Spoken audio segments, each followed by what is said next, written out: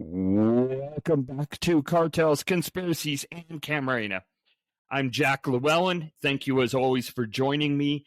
I missed you last week. I had to skip a week. Two basic reasons for that, in case you care. One is the manuscript for my second creative nonfiction novel went to the publisher this week, so last weekend was largely spent with editing, revising, tweaking, obsessing over details. And then the second reason is the topic that I had planned for last week turned out to require a little bit more thought and research than I had planned on. So that one will be coming up next week. Before we get into today's episode, I want to mention one comment from the last episode we did. I had been reading from a document, and there was a word in there, pollero, I believe it was, and I made a comment that that was chicken farmer or chicken rancher, or otherwise said something that wasn't correct. And a listener sent me an email and said, in no uncertain words, I think his exact words were, "If you're going to do a narco podcast, learn the slang." And I appreciated the comment, maybe not the tone, but I appreciated the comment because I try to get it right. I really do. And with respect to the word itself, I'd actually taken it from a translation from somebody else who didn't know exactly what that meant. And I've got 3 different documents that I have on the web that purport to be narco slang dictionaries. It wasn't in any of them. And I got to be honest, I have an 11-year-old daughter. I have a hard time keeping up with her slang. But more to the point, I'm going to make mistakes on occasion, and I want to be corrected when I do. There are going to be times where we may disagree on elements, how things come together, maybe even whether something happened or how it happened. That's okay. Disagreements are great. I want to hear from people. If I get something wrong, let me know. I'll try to correct it. If I get something, or if you think I got something wrong and I don't think so, that's okay as well. All right. Let's talk about the topic of the day. If you've been paying attention to the news at all, you've probably seen headlines. And I'll read one right here. Did drug traffickers funnel millions of dollars to Mexican President Lopez Obrador's first campaign? Now, that's a pretty good headline because it talks about the first campaign. Lots of the headlines didn't really put it that way, but it made it sound like it was a more recent campaign. But there have been many reports, news reports, summaries, etc., of a DEA investigation that involved AMLO's first, or not necessarily first, his 2006 presidential campaign. And we're going to go through that in some detail and try to put it into perspective in a way that maybe the recaps and things that you've seen on the news haven't done.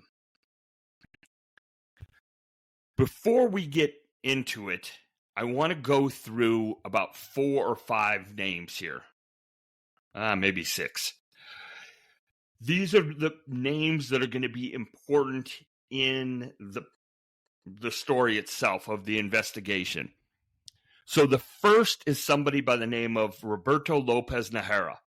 Okay? Now, I'm not expecting people to take notes. I'll remind people of who these are as we go through it, but I want you to at least hear about them first.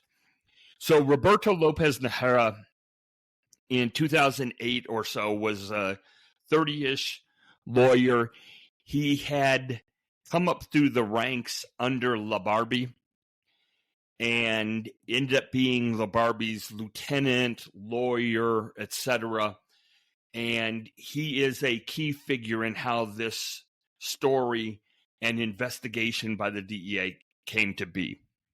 Edgar Valdez Villarreal, of course, is La Barbie. We'll talk more specifically about him in a minute. We also want to talk about, or we will talk about, someone by the name of Francisco Leon Garcia, also known as Pancho. He was the son of a mining entrepreneur from Durango, and he was a candidate for the Mexican Senate from AMLO's party.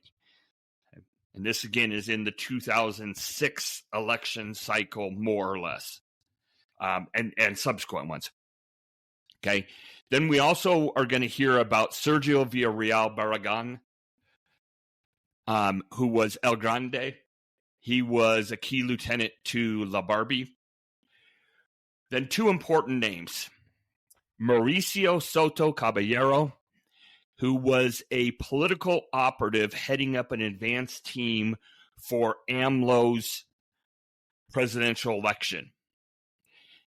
And then the last person to keep in mind is Nicolas Nico Moyendo.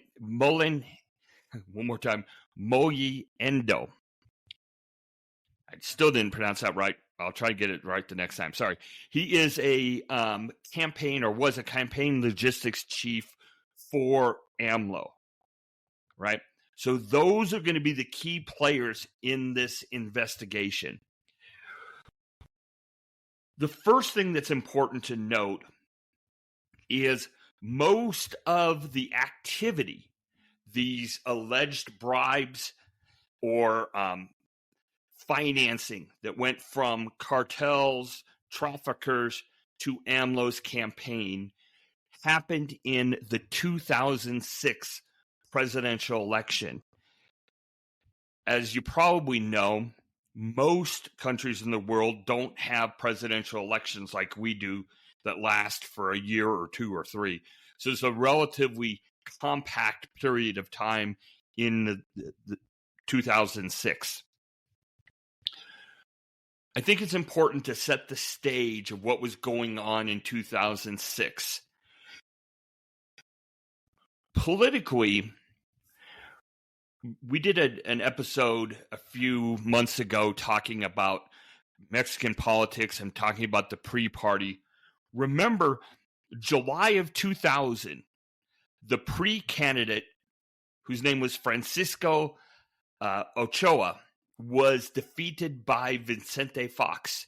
That was the first presidential electoral defeat of the pre in Mexican history. So this is the next election. Okay? And remember, Mexican presidents serve a 6-year term, and they're term limited, one term. So Vicente Fox is the president. There's an election coming, and we've got three major candidates. You have Felipe Calderon of the National Action Party. You have AMLO, and the name of the party that he was working or that he was representing at that time. And this group has morphed and changed names on several occasions. But at the time, it was the Party of the Democratic Revolution. And then you had Roberto Madrazo, who was the pre-candidate, trying to get the pre back into power. And we'll talk a little bit more about that in a few minutes. What about the situation with the cartels? At this time, 2005, 2006, remember, there was something that some have called kind of the Sinaloa Coalition at that time. The Beltran Leyva brothers and their organization were aligned with the Sinaloa cartel. In 2006, you could kind of say that most of the major competition for the Sinaloa cartel had been eliminated along the Arizona border, and you had cartels in Michoacan, Jalisco, and Sonora, and even Colima that were basically branches of the Sinaloa cartel. don't mean to suggest that there were no other cartels at that time, but at this time period, 2005, 2006, the Sinaloa cartel was definitely the largest, the most powerful, and especially in this coalition event. Remember, it's not until later that there's the split between the Sinaloa cartel and the BLO as a result of actions taken by El Chapo. So what's going on during the campaign of 2006? In September 2005, remember the campaign or the election is going to be in July. So September 2005 for the July 2006 election, the party nominates Lopez Obrador as its presidential candidate, or they call it a pre-candidate. Up until about March of 2006, the polls seemed to put him clearly in the lead. But a series of events that we don't really need to get into occurred in the spring of 2006, where his poll number started to decline steadily. And at the same time, the poll numbers of Felipe Calderon increased. Lopez Obrador kind of got caught in I want to call it a vice, or in between the rock and the hard place of how liberal he was. So trying to appeal to a broad group, a number of left-wing politicians and analysts, criticized Lopez Obrador for a couple of reasons. They said that he brought in too many former members of the PRI into his staff and in his proposed cabinet and close advisors. There were too many PRI members. And others said that Lopez Obrador, in getting the party's nomination, presented himself as a left-wing candidate, but in fact, he was very centrist. And I think you all can relate to that probably in American politics, and even in politics from other countries, including Great Britain. In May of 2006, so 2 months or so before the election, Roberto Madrazo, who was the PRI's candidate, gave some hints that maybe he could align with, or PRI could align with, Lopez Obrador to prevent Felipe Calderon from winning the election. There was a lot going on, allegations that Vicente Fox was using the federal government to support the Calderon campaign. And so Madrazo was at least hinting publicly of this possible alliance with Lopez Obrador. Eventually, though, Lopez Obrador said, no, can't do that. That's not going to work because our political tendencies are just a little bit too far apart. We can't reconcile them. And he said, and Madrazo comes back and says, oh, my comments were misunderstood. I wouldn't step down or step aside for any other candidate. I'm not going to endorse anybody else. I'm going to win. You can see how that could go. In 2006, right before the election, the Spanish newspaper El País criticized AMLO for what it characterized as extreme verbal insults toward the Mexican government and particularly to President Vicente Fox. On July 6, 2006, the presidential election was held, and Calderon won by 0.56%. 0.56%. Lopez Obrador appealed the results, demanded a recount. On September 5, 2006, the Federal Electoral Tribunal ruled that the election was fair, that Calderon was the president and would become president. Calderon was the winner and would become president.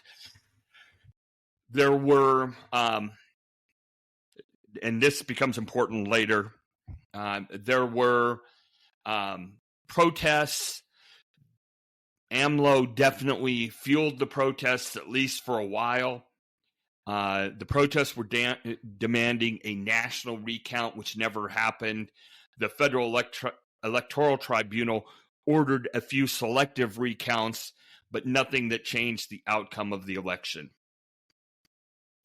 All right, before we talk about the investigation, let's go back to La Barbie for a second. So, Edgar Valdez Villarreal, born August 11, 1973 in Laredo, Texas. He was a high school football player. Some say a football star. I don't know. But he had blonde hair, blue eyes, and was often compared, at least according to one story, by his American football coach at United High School, that he resembled a Ken doll. And somehow he initially was, his nickname was Ken, and that ended up turning into La Barbie. He worked as a Mexican cartel lieutenant alongside his nephew, Fernando Valdez. After a while, though, he rose to a leadership position in the enforcement squad known as Los Negros. Following the death of Arturo Beltran Leyva in late 2009, there was a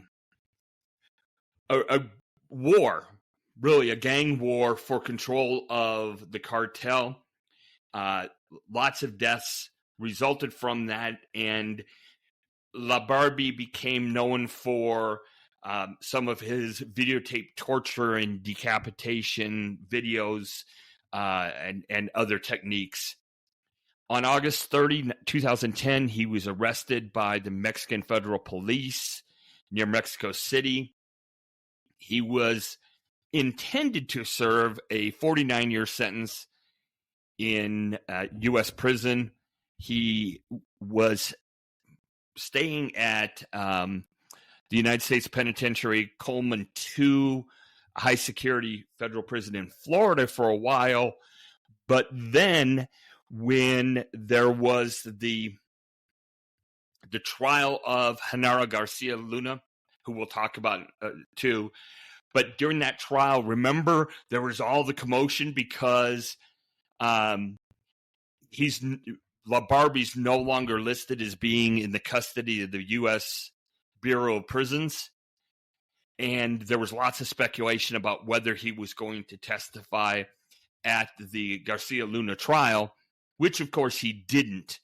But point remains, he is no longer listed on the Bureau of Prisons roster as being in custody. And we can all speculate on exactly where he is and what kind of protective custody he is in. Okay, with that background, we are going to talk about the investigation. And the investigation got reported. ProPublica did a series of investigations, interviews, received some documents from the Mexican government that became the basis for their investigation. Insight Crime did its own report, largely, but not exclusively, piggybacking on what ProPublica had said. And then there was a German magazine, DW. It's a media outlet controlled by the German government that also reported on this investigation. All three of them combined, have a lot of information. What I've tried to do is distill down the pertinent elements for you, reading all of these so that you don't have to. The person we want to start with is that lawyer that we talked about at the beginning, Roberto Lopez Najera. So Lopez Najera, again, started to work with LaBarbie, and apparently LaBarbie was not kind to him. He had to start at the very bottom. They said, he was washing trucks, doing manual labor. Eventually, he got more important tasks, and he was managing political contacts, paying bribes to police and politicians, overseeing cocaine shipments through the Cancun airport. However, at some point in time, he started to have differences with LaBarbie, who apparently thought he was a bit of a slacker. The report suggests that in 2007, Lopez Najera went on a vacation to Cuba, came back and found out that his brother had disappeared, apparently as a result of something that LaBarbie had done or ordered. And Lopez Najera then decided to get revenge. So he basically walks into the United States Embassy and says, I want to talk to the DEA. He gets some credibility with the Americans by telling them that the Beltran Leyva group, BLO, had planted a mole inside the U.S. Embassy. The man turned out to be, according to the report, an employee of the U.S. Marshal Service who had wide access to intelligence about the Mexican criminals being sought by the United States. The DEA moved Lopez Najera to the United States and debriefed him extensively in accord with a law enforcement partnership known as the Merida Accord. U.S. Officials then invited Mexican officials or Mexican counterparts to interview Lopez Najera. Lopez Najera ended up going by the code name Jennifer, and his revelations became the primary basis for something called Operation Cleanup, which was an effort by the government of President Felipe Calderon to purge corrupt officials from federal law enforcement agencies and from the military. DEA, on the other hand, and this is what ProPublica says, the DEA was somewhat slower to take full advantage of its informer. It was only in the spring of 2010, more than 2 years after Lopez Najera had begun cooperating with the agency, that it began to focus on one of his more striking disclosures. So what Najera says is in 2006, LaBarbie had summoned him to a meeting at a hotel at the resort of Nuevo Vallarta. The meeting had been arranged for by that Francisco Leon Garcia that I mentioned, the son of a mining operator. His nickname is Pancho. Pancho Leon was running for Mexican Senate as a representative from AMLO's leftist alliance. He apparently, this Pancho Leon, was friends with El Grande. Apparently, at some point, he and El Grande thought they might be able to help each other, and this meeting gets put together in Nuevo Vallarta, 2006. Another businessman was there, and at the meeting, they said, they being Pancho Leon and this unknown businessman, they said they were there with Lopez Obrador's knowledge and support. In return for the injection of cash, Pancho Leon apparently said, the campaign promised that a future AMLO government would select law enforcement officials helpful to the traffickers.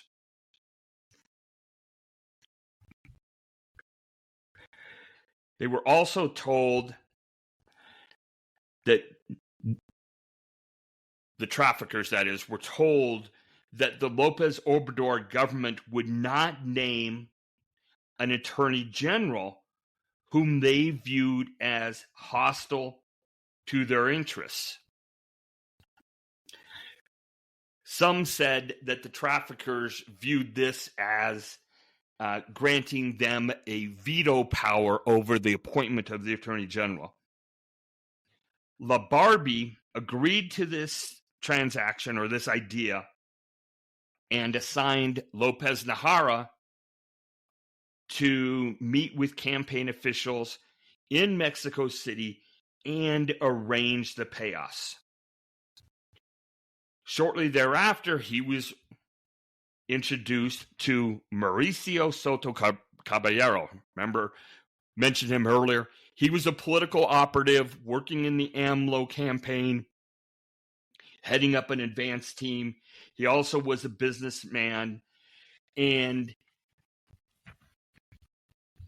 he was the conduit. So in these, or as a result of these discussions, the allegations are that over the next several months, La Barbie's organization, and again, at this time, he was still very much aligned with the Beltran Leyva brothers and the Sinaloa coalition, but they gave Soto and others in the campaign about $2 million in cash. Here's a fact, or allegation, I guess, that's very interesting. The last couple of weeks of the campaign, Lopez Obrador traveled twice to Durango for big, boisterous rallies organized by Pancho Leon. Remember, his dad was the mining entrepreneur in Durango. And it is said that La Barbie's group financed these big, boisterous rallies, that they helped get people there. In fact, one of them was so lavish. It's said that they had a big name band and thousands of partisans bust in from outlying towns and villages, that rival politicians demanded an investigation into Leon's campaign funding.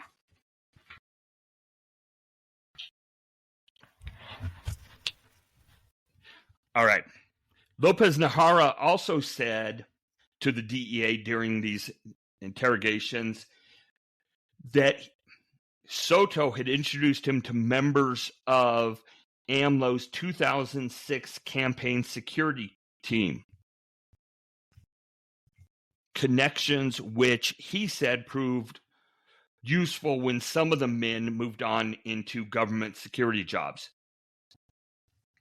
At one point, Lopez Nahara said Soto told him he might be interested in making money in the drug trade if the opportunity was right. Okay. By 2010, the report says, a number of Mexican officials had been arrested based on Lopez Nahara's testimony, including a former top drug prosecutor and several senior police and military officials. His name, though, was still confidential. Remember, he went by Jennifer. And up through this time, Soto apparently still believed that he was working with the narcos. So for at least a 2-year period, actually, at least a 2-year period, Lopez Nahara was able to have his identity held secret, even though he went up to the United States on occasion, and was able to feed the Mexican government enough information that there were these arrests, but maintain his relationship with Soto, and through Soto, Nicholas Moyenado. There we go. Remember, too, by this time, there was now a war going on within the BLO factions, right? The Sinaloa cartel, or Sinaloa coalition, was breaking up. El Chapo had set up one of the Beltran Leyva brothers. There was a fight for control. LaBarbie was kind of going out on his own. The violence was extreme. So the idea that at this point, Lopez Nahara really wanted to get away and distance himself from LaBarbie makes sense. In 2010 or so, DEA agents were scripting messages where Lopez Nahara was texting Soto. In July 2010, they met at a hotel in Hollywood, Florida, accompanied by a DEA agent posing as a Colombian cocaine supplier. Lopez Nahara laid out a proposal. They had some deals in the works. They needed investors. The payoff would be huge. Soto said he was interested. So weeks after the meeting, Soto flew to McAllen, Texas, to discuss a possible deal with the undercover pretend Colombian trafficker. And again, this was in McAllen, Texas. There were some issues. He wasn't really ready to sell the drugs. The guy said, well, you don't really have to, but you know what? We appreciate you coming. Here's a gift, which was a kilo of cocaine, or purported to be. The conversation was recorded. Soto leaves. He comes back to the hotel at the Courtyard Marriott, and DEA agents were waiting. Soto flips immediately. And he became a confidential DEA source known as CS1. ProPublica makes a point, I should add, to say that ProPublica wasn't going to name him, but the DW News, the German state broadcast network, named him. So they said, well, if it's already out, we'll name him as well. Soto then began working with prosecutors from the Southern District of New York. And he confirmed that he had taken 2 deliveries of cash. This is the important part. 2 deliveries of cash from Lopez Nahara for the 2006 campaign, and that a 3rd delivery had been made by another envoy for La Barba. Soto said that the three contributions amounted to somewhat less than $2 million, less than the $2 million that Lopez Navarro had complained. The agents said, in their minds at least, well, that's just because of the normal skimming process. Soto said that he had turned the money he had gotten from Lopez Navarro and the other Barbie messenger over to Moyenado.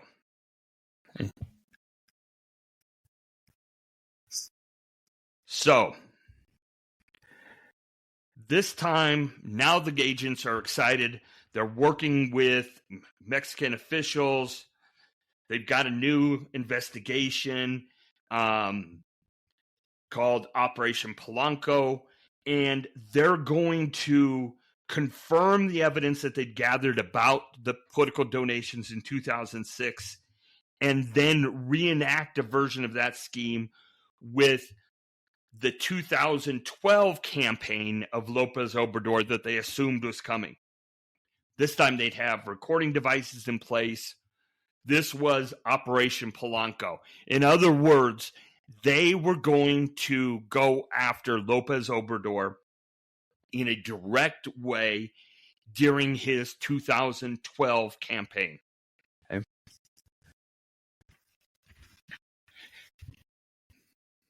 In order to deploy Soto as a covert or a protected name source, the DEA had to submit its investigative plan to a group of Justice and DEA officials, something called the Sensitive Activity Review Committee, or SARC.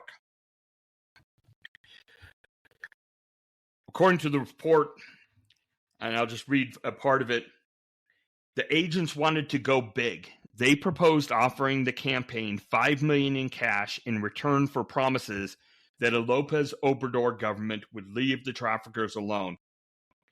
If Moyenado or others in the campaign agreed, the agents would offer a down payment, maybe $100,000. They would then deliver to the money and thereby obtain hard evidence of the campaign's complicity. With everything going on, they thought this was a great time. They had just captured La Barbie. They thought maybe La Barbie and El Grande. El Grande was captured just a few weeks after La Barbie. But they thought maybe they could get good information from them. This is all going to be perfect. Now, this is where speculation comes in a little bit. About this same time, the Fast and Furious fiasco, drama, operation, whatever you want to call it, was coming to light. And the fact that the Fast and Furious program had worked without the U.S.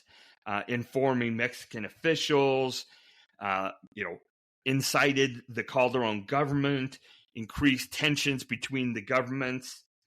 A former Justice Department official is quoted as saying, "Things just came under a different level of scrutiny after Fast and Furious. At that point, everybody was in self-preservation mode." Nevertheless, the DEA, DOJ thought that they still might be able to make this investigation work because, after all, they were going after AMLO, who was Calderon's hated political rival. So they get the investigation started. Right? They've got a little bit of rope, right? They rehearse with Soto, fit him with the recording device, and in April 2011, they send him in to talk with Moyenado. And I'll read again from the report. "It was a disaster. He was terrified," a former official recalled. Whether Soto mishandled the equipment or deliberately turned it off wasn't clear, but he returned with a truncated recording that was often unintelligible because of background noise. So about a month later, they tried again. They got about an hour of tape. It said that this tape made it clear that Moyendo knew about the 2006 transaction, but he seemed worried about two members of the campaign security team who'd been recently jailed. He mentioned friends in the Attorney General's office who might protect him and Soto. And it said, again, I'll read directly. Although it was clear the two men were talking about the 2006 donations, Soto did not press Moyendo to be more explicit or to incriminate himself more directly. He never said, I don't know what you're talking about, or I don't know any of those people. There wasn't anything said that cleared him, but the tape did not freshen up the conspiracy as much as was wanted. Shortly thereafter, SARC met again to review the case. This was just before Thanksgiving in 2011. Justice and DEA officials in Washington were joined on the link by senior DEA agents in Mexico City and in New York. DEA representatives emphasized they were not seeking to affect the Mexican election, but they also made the point that if Mexico elected a president who came into office in debt to the drug traffickers, the consequences could be catastrophic for the two countries' law enforcement partnership. Not long into the meeting, the video link from Mexico City went down, said to be a common occurrence with technology at the time. A couple days later, the agents and the prosecutors got word of the SARC decision. The operation was being shut down. In May 2012, the Mexican government extradited El Grande. When the agents were able to ask him about the donations to Lopez Obrador, he confirmed that La Barbie had made them after the meeting in Nuevo Vallarta. And that's pretty much it. There's a little bit of follow-up. There's some discussion about the effects of that Operation Cleanup during the Calderon government. Keep in mind, of course, that Calderon was the one who appointed Garcia Luna. And Garcia Luna was at one point, essentially the head prosecutor going after the traffickers. Garcia Luna later was extradited to the United States and stood trial and was convicted of drug trafficking and conspiracy, with lots of testimony about his relationship with the Sinaloa cartel and others. So, what do we have here? We have anecdotal evidence, or we have testimonial evidence that money went from La Barbie to members of AMLO's campaign who were asserting that they were acting under AMLO's knowledge, authority, etc. But there is never, ever, and all the reports make this very clear, there is nothing to suggest that AMLO was ever aware of the agreements, the meetings between La Barbie and members or representatives of AMLO campaign, or that AMLO ever got the money or was aware of the money going in. Nothing ties directly to AMLO. in response. So this all comes out last week.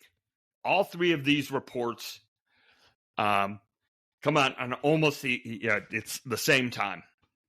Lopez Obrador has a daily media briefing. At the one on Wednesday, in response to these reports, Lopez Obrador does what you would expect. It's completely false. It's slander. I'm not complaining about the journalists. I'm complaining about the U.S. government for allowing these immoral practices that violate political ethics. It's not the journalist. It's higher up.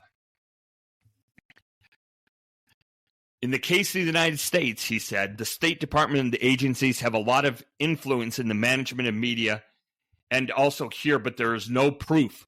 They are vile slanderers, although they are rewarded as good journalists.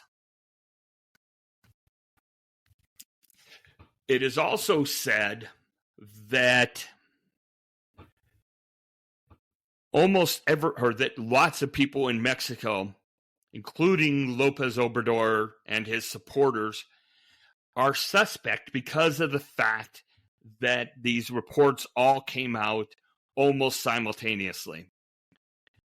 A professor at George Mason University is quoted in an article saying that the timing made some in Mexico think the story had been leaked to reporters by some U.S. official or officials.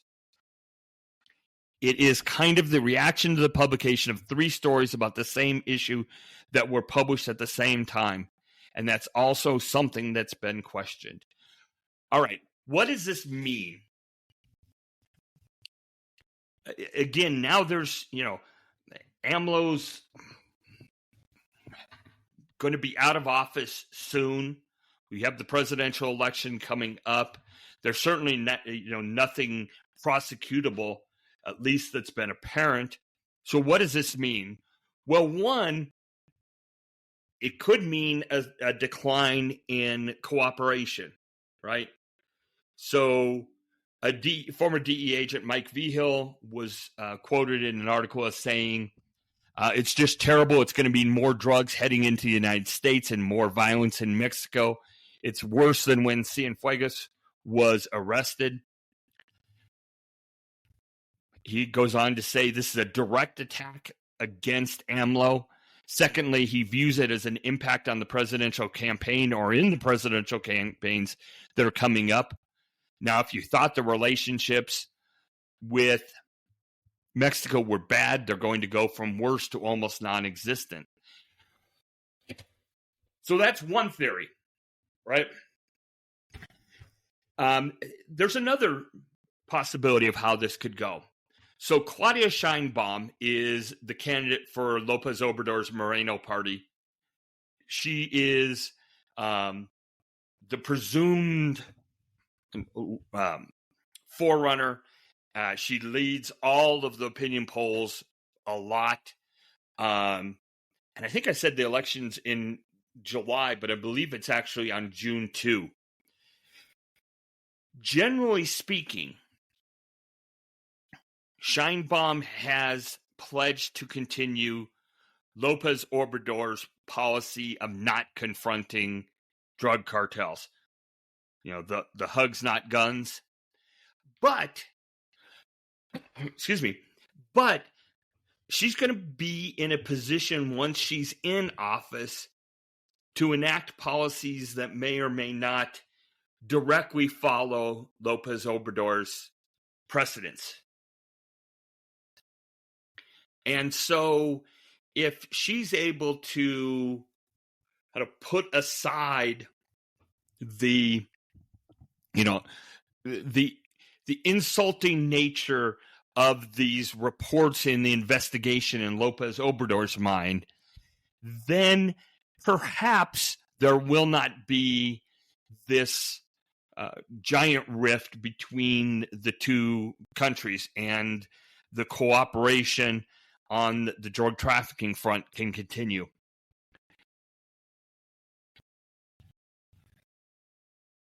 There are those who also think that these reports came out in a way that could assist the Republicans and the political discourse of the Republican Party or some in the political party, declaring war on the cartels, doing more in the fight against the cartels. This adds to the idea that Mexico is a narco state, that the president of Mexico in 2006 received money from the traffickers, and that he had these events in Durango that were ostentatious and out there and clearly influenced by narcos. And you could see a Republican, I'm not saying it would only be Republicans, but saying, we need to do something more about this. We need to declare war on the cartels. We need to send in our troops, etc. And I think the last thing we need to note is how crippling this is for AMLO's legacy. AMLO ran for president 3 times. I think it's fair to say that he, like a lot of other politicians, values his legacy, thinks about his legacy, and this is a terrible thing for his legacy. Query how that impacts what he does vis-a-vis the United States and cooperation on the drug trafficking front during the remainder of his term, what he does after his term, how he's able to influence the next government, and that's something we'll just need to watch out for.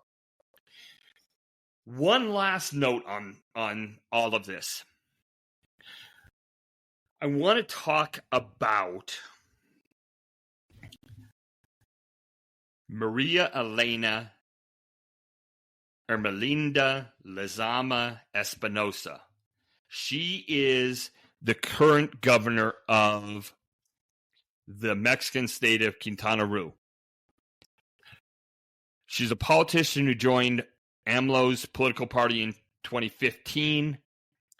She became the mayor of the municipality of Benito Juarez. In 2022, she was elected as the governor of Quintana Roo, obtaining 57.06% of the vote, which made her the first woman governor of the state, and she received more votes than any other gubernatorial candidate in the history of the state of Quintana Roo. Now, I want to be very, very careful about this. There is one news article from a Mexican newspaper that I found, and I've had trouble corroborating this, so I am not trying to defame anyone. But the allegation made in the newspaper report is that the DEA and the Treasury Department's Office of Foreign Assets Control is investigating the governor and her husband, who's also involved in her administration. His name is Omar Terrazas Garcia. The report goes on to say that it's already in the public domain that the DEA is investigating several Mexican governors and public officials. However, in the frontal fight against fentanyl, the security agency has pointed out that the Mexican Southeast is becoming the mega laboratory of this drug. Drug cartels have set up operations in Chiapas, a state bordering Guatemala, where fentanyl precursors are being smuggled through Guatemala. These precursors are taken to the Yucatan and Quintana Roo states, where fentanyl laboratories, or narco kitchens as they are commonly known, have been moved. Therein lies the importance of the Yucatan Peninsula for the drug cartels, who for several 6-year terms have not hesitated to make a presence and business with the political class.